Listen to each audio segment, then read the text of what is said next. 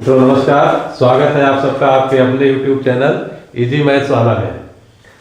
आज ये हम पार्ट लेकर हाजिर हुए हैं NEP 2020 का पार्ट 2। पार्ट 1 का वीडियो बन चुका है और वो अपलोडेड है, उसको आप लोग जाके देख सकते हैं। काफ़ी चीज़ें उसमें 80% हमने क्या 85-90% चीज़ें उसी में कवर कर लिया है जो एग्जाम में पूछा जाता है। थोड़ा सा बचा हुआ है, उसको आज हम लोग कवर करके NEP 2020 खत्म करते हैं। तो NEP 2020 में एक प्रावधान ये भी रखा गया है कि एक करिकुलम फ्रेमवर्क बनाया जाएगा जो है वो चाइल्डहुड केयर और एजुकेशन के लिए, अर्ली चाइल्डहुड केयर और एजुकेशन के लिए, यानी उसका नाम दिया गया NCP FECCE।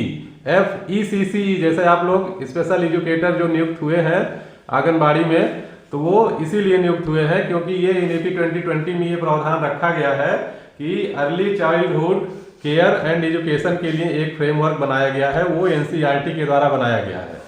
तो इसका पूरा नाम क्या है? नेशनल कैरिकुलम है ना and pedagogical framework for early childhood care and education. हो सकता है ये कभी कभी पूछा भी जा सकता है एग्जाम में, इसका फुल फॉर्म हो सकता है पूछ लिया जाए, तो ये थोड़ा सा अगर इसको याद रखेंगे तो ज़्यादा अच्छा रहेगा। और ये किस एज तक है? 8 ईयर्स तक के बच्चों के लिए ये तैयार किया गया। 8 ईयर्स तक के बच्चों के लिए तैयार किया गया। इसका मतलब ये हुआ कि 3 साल तो बच्चे 3 साल के बाद जाएंगे ही आंगनबाड़ी में, यानी बाल वाटिका में 3 साल के बाद जाएंगे, तो 5 साल ये कवर करेगा, यानी 8 साल तक के बच्चों के लिए है ना।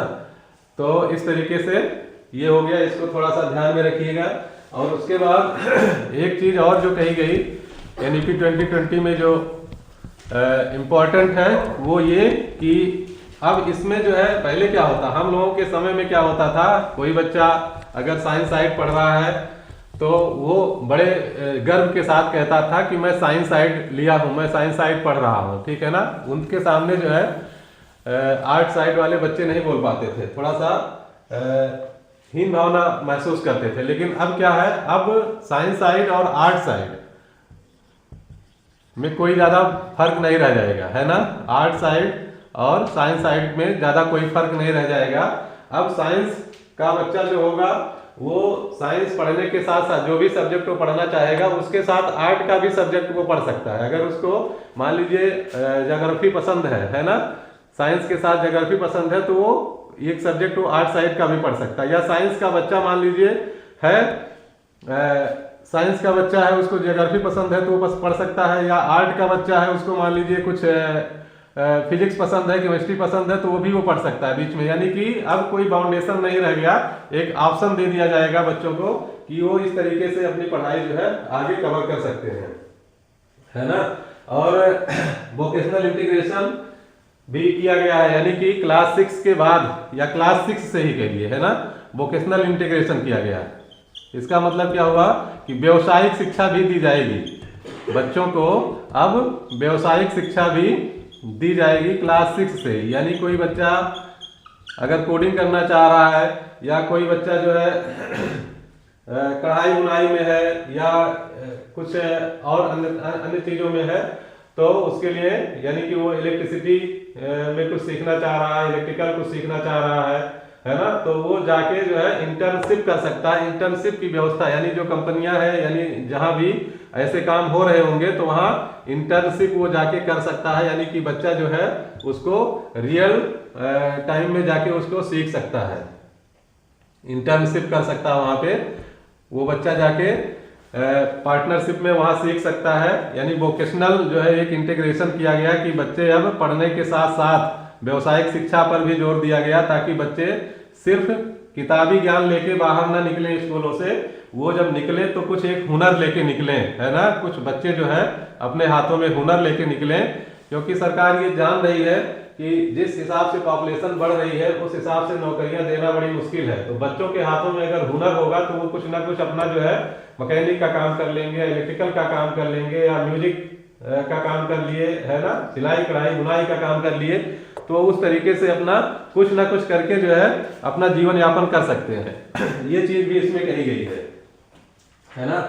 और उसके बाद टीचर को भी असेसमेंट के लिए प्रिपेयर होना पड़ेगा, ये भी बात कही गई है एनईपी 2020 में। बाद में हम ये एनसीएफ जो है, जितने भी टाइप के एनसीएफ है और एनसीएफ 2023 2005 ये जो मेन एनसीएफ है अभी जो रिसेंटली आया एनईपी 2020 में जिसका जिक्र है एनसीएफ 2023, तो उसको भी हम लोग अलग से पढ़ेंगे। एक टॉपिक ही हमारा एक वीडियो उस पर अलग से बनेगा एनसीएफ 2023, उसमें हम सारे एनसीएफ और एनसीएफ में क्या क्या चीजें हैं वो सारी हम लोग डिस्कस करेंगे।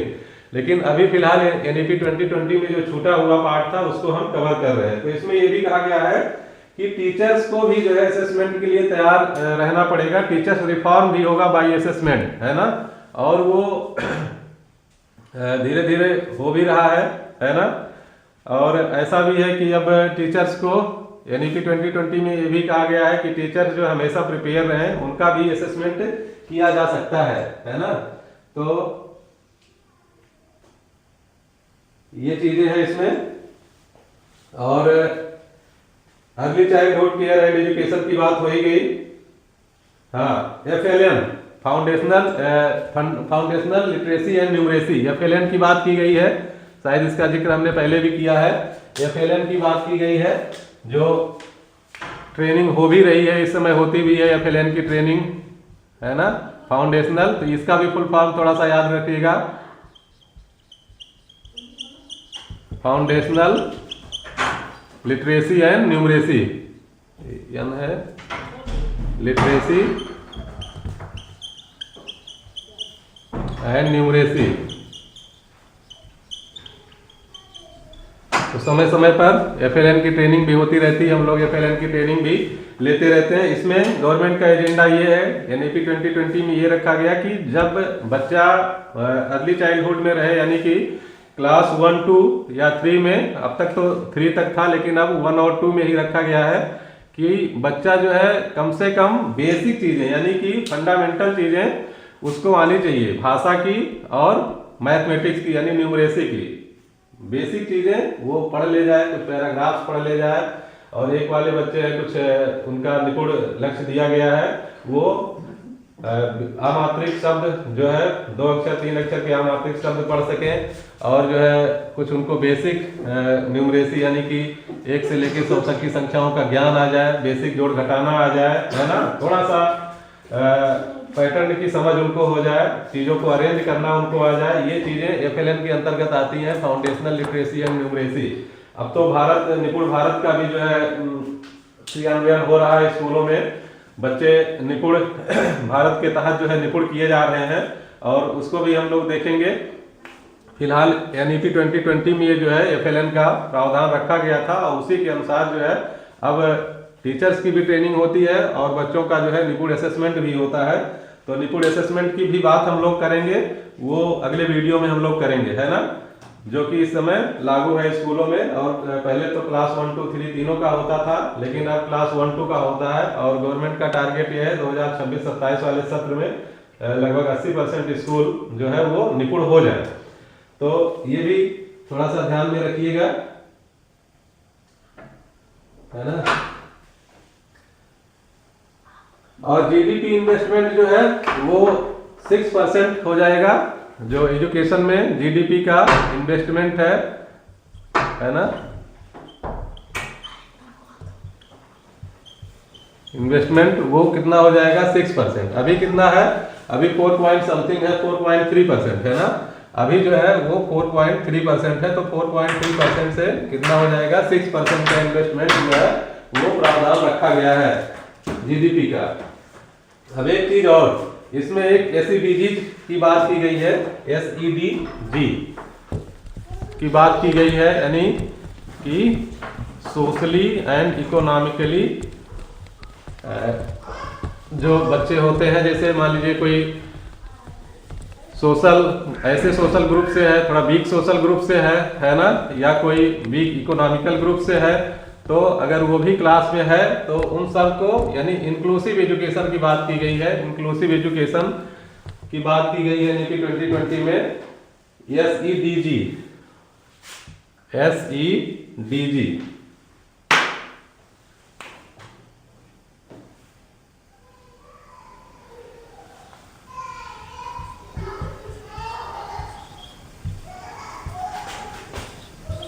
SOCI,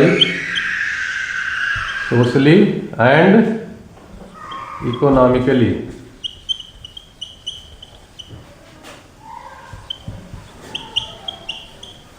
economically disadvantaged group, disadvantaged.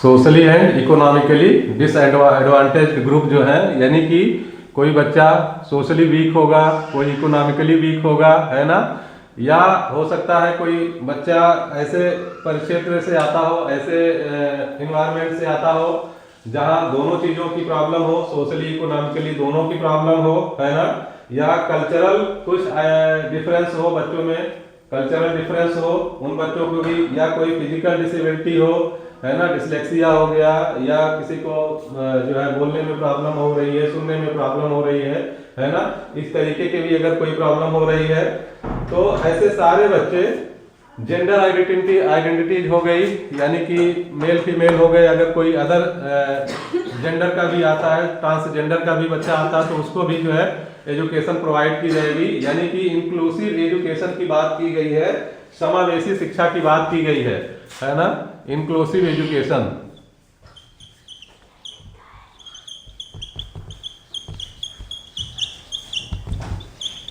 समावेशी शिक्षा,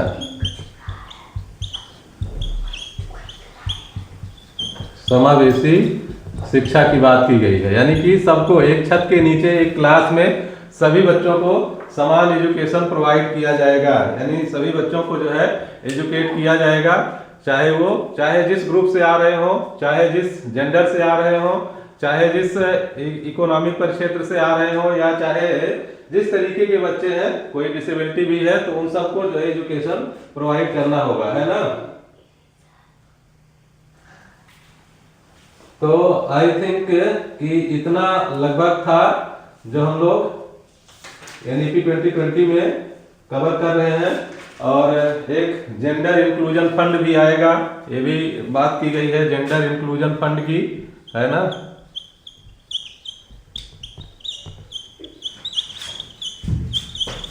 यानी कि बच्चियों को जो है पढ़ने के लिए प्रोत्साहित किया जाएगा, उनको कुछ फंड के तौर पे दिया जाएगा, अगर वो क्लास 12 करती हैं या क्लास 12 पास करती हैं, तो उनको कुछ ना कुछ जो है फंड किया जाएगा।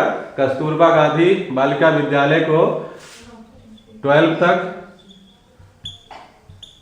जो है किया जाएगा, उसको जो है इंटीग्रेट किया जाएगा 12 तक, है ना। और रिडक्शन कैरिकुलम में हम लोग बात कर ही चुके हैं। तो ये था NEP 2020, ये पूरा। अब हमारे हिसाब से तो इतना हम लोगों ने पढ़ लिया। अगर दोनों पार्ट कोई देख लेता है, कंसंट्रेट होकर समझ लेता है, तो हमें लगता है कि 99% क्वेश्चन जो है NEP 2020 के जितने भी आते हैं वो कवर हो जाएगा। तो प्लीज आप लोग इसको जरूर देखिएगा। अगर पहला पार्ट आप लोग NEP 2020 का नहीं देखे हैं तो वो भी देखिएगा, और वहां से 85% क्वेश्चन 90% क्वेश्चन वहीं से आ सकते हैं, कुछ यहाँ से आ सकते हैं, तो इसको भी आप लोग देखिएगा। अगर वीडियो अच्छा लगे और चैनल पे नए हैं तो सब्सक्राइब करिएगा, लाइक कमेंट शेयर जरूर करिएगा। बाकी हम लोग जो है अब NCF के बारे में 1-2 वीडियो जो भी जरूरत पड़ेगी उसको हम बनाएंगे, बहुत अच्छे से डिटेल से NCF को समझेंगे। NCF 2000 के बाद जो मेन आया है वो 2023 आया है NCF, तो उसको भी हम लोग अच्छे से कवर करेंगे। तो आज के लिए मित्रों इतना ही। नमस्कार, बहुत बहुत धन्यवाद।